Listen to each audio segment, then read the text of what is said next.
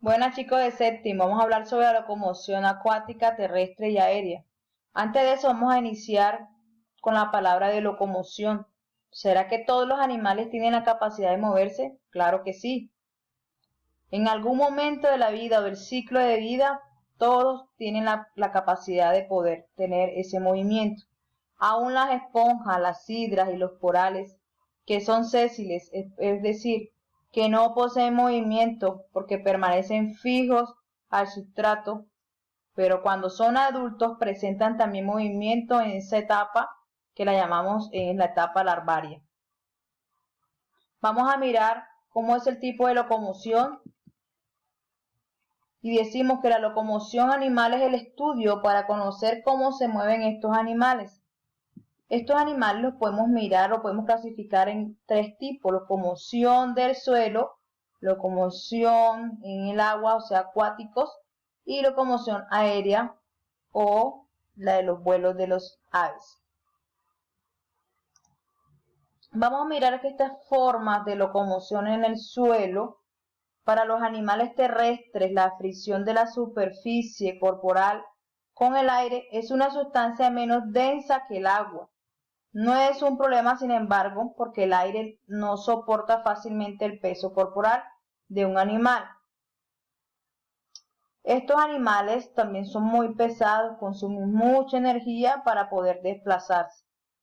Los animales terrestres pueden utilizar diversas formas de locomoción para poder desplazarse en esta tierra y así conseguir el alimento o huir de sus depredadores. Las formas de locomoción son excavar, reptar, caminar, saltar, correr, y también han desarrollado estrategias para aumentar su velocidad de desplazamiento. Vamos a hablar ahorita sobre excavar. Entonces, cuando estos animales realizan este tipo de movimiento para poder enterrarse y moverse bajo la tierra, los animales, lo llamamos, son animales excavadores. Poseen patas cortas y robustas con uñas muy largas que también les permiten hacer túneles, ¿cierto? Y poder pasar, obtener ese desplazamiento de su cuerpo. En ellos encontramos las suricatas, los armadillos, los topos y también algunos insectos que también excavan.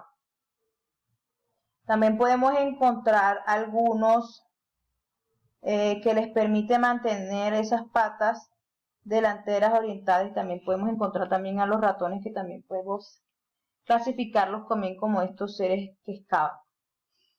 Ahora vamos a hablar sobre reptar. En ellos encontramos que este movimiento que realizan algunos animales para arrastrarse por el suelo, algunos de estos animales tienen las patas muy cortas o no tienen patas, como las serpientes. Para facilitar el desplazamiento se apoyan sobre la parte ventral de su cuerpo y gracias a esa fuerza de sus músculos logran tener esos movimientos ondulatorios en forma de S. En cambio, los caracoles se arrastran lentamente y secretan una sustancia que lubrica la superficie sobre lo que se mueve. Ahora vamos a hablar sobre este tipo de mecanismo y es el de caminar, que lo podemos encontrar en la mayoría de los seres vivos. Es un movimiento que se da por efecto de la contracción de los músculos ligados a una articulación que empujan los pies contra el suelo. Por ejemplo, en los artrópodos poseen patas articuladas que les permite desplazarse. Los vertebrados pueden apoyar 2 o 4 extremidades contra el suelo gracias a la flexibilidad de la columna y a la cintura pélvica, que también les permite mover las extremidades delanteras y traseras de forma independiente como amortiguador en el paso y el caminar. Algunos animales también poseen huesos alargados en sus patas, como ejemplo la jirafa. Vamos a seguir con las características. Ahora vamos a hablar sobre el saltar, ¿cierto? Este tipo de movimiento da gracias a la fuerza de estos músculos de algunos animales y a la capacidad de plegarlos o empujarlos hacia arriba colocándolos de forma horizontal. Estos animales que saltan tienen patas traseras más largas que las delanteras. En los invertebrados, que saltan, como el saltamontes, tienen las patas traseras mucho más largas y un extremo siempre engrosado notablemente. Vamos a seguir con las características, vamos a hablar sobre correr. En esta característica hablamos que es un movimiento que permite a algunos animales alcanzar grandes velocidades en tierra gracias a las adaptaciones de su sistema locomotor. Los animales pueden correr a grandes velocidades y como por ejemplo podemos encontrar al guepardo que alcanza una velocidad de 115 kilómetros por hora. También encontramos al avestruz que corre 90 kilómetros por hora. Estos animales que corren poseen patas largas muy fuertes, resistentes a los golpes en la mayoría de los casos. Contienen cuerpos muy livianos. En sus patas tienen estructuras de atracción que pueden ser como garras para poder correr y así buscar su propio alimento, las presas o también de huir de sus depredadores. Ahora vamos a mirar cuál es el proceso de la locomoción en el agua. Aquí en el agua podemos mirar que los animales que nadan, el peso no representa un problema porque en el agua lo soporta con facilidad. Sin embargo, debido a que el agua es densa, la fricción de esta con la superficie corporal exige un alto consumo también de energía. Entonces aquí podemos encontrar diferentes animales o diferentes tipos de animales que podemos encontrar. Los animales bentónicos, que estos animales se caracterizan por estar fijos en el sustrato que poseen, que pueden ser las piedras o también otros organismos o en el fondo del cuerpo del agua. Estos animales poseen estructuras que les permiten adherirse y soportar esas corrientes en los ríos, en las mareas, ¿sí? En muy pocos casos realizan esta forma de locomoción, pero la realizan muy lenta. Entre ellos encontramos la estrella de mar, los quitones y los mejillones, que son estos ejemplos de animales bentónicos. Ahora vamos a hablar sobre los animales planctónicos. Estos tipos de animales planctónicos forman el zooplancton, que se caracterizan por la capacidad de flotar de forma pasiva en el agua, dejándose arrastrar por las corrientes, y para ello forman unas bolsas de dióxido de carbono. No poseen partes duras en su cuerpo, constituyen colonias para disminuir el razonamiento y sus cuerpos son muy pequeños y ligeros. En ellos podemos encontrar a los pulpos y a las medusas, que son animales planctónicos. Ahora vamos a hablar sobre los animales neptónicos. Los animales neptónicos se desplazan por nadar en el agua. En ello encontramos los peces, que tienen aletas muy importantes para su locomoción. Estas aletas también son llamadas radios, que pueden ser blandas o duras como espinas. Cada aleta cumple una función determinada. La ventral da la estabilidad. La dorsal estabiliza e impide girar por fuerza del agua. La caudal en casi todos los casos actúa como propulsora. La anal estabiliza y las pectorales dan locomoción y movimiento a cada lado, izquierda a derecha.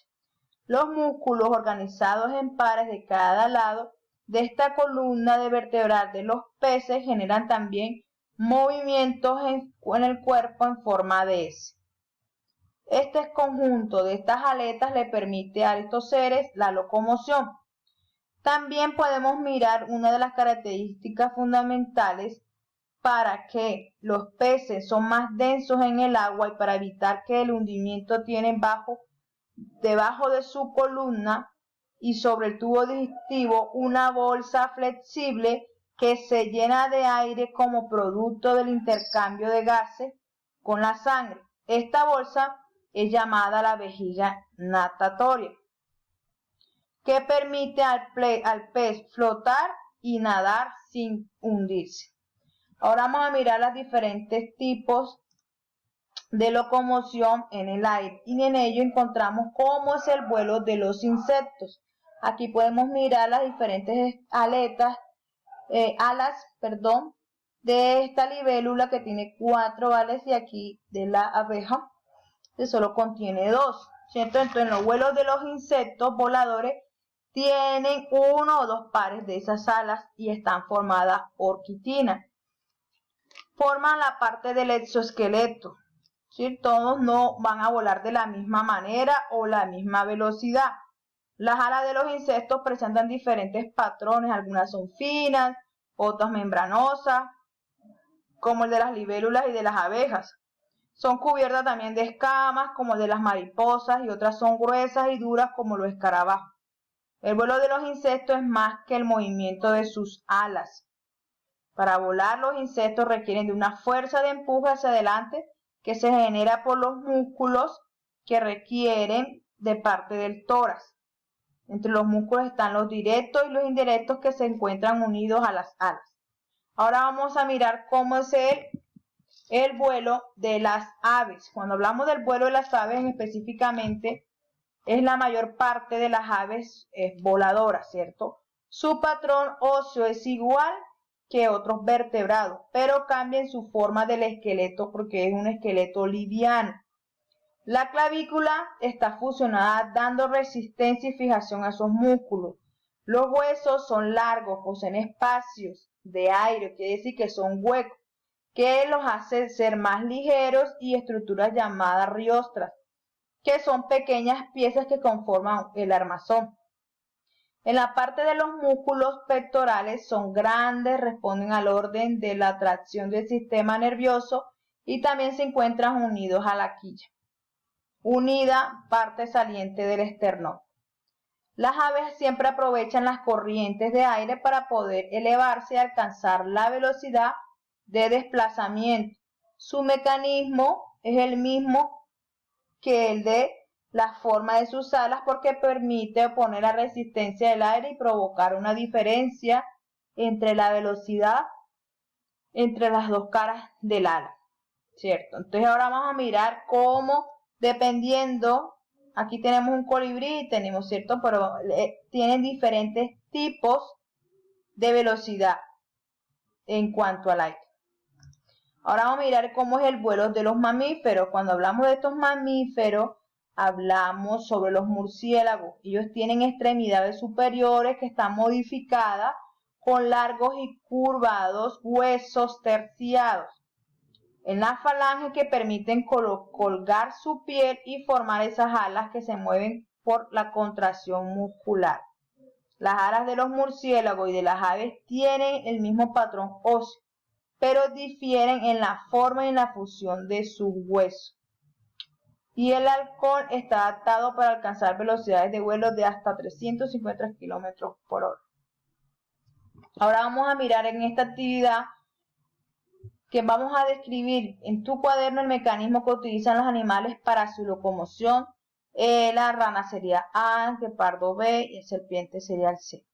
Muchísimas gracias, muy amable. Y por último realizamos la actividad de profundización de la página 36. Actividad de profundización, preguntas taller, las 2 preguntas referentes al tema. Muchas gracias.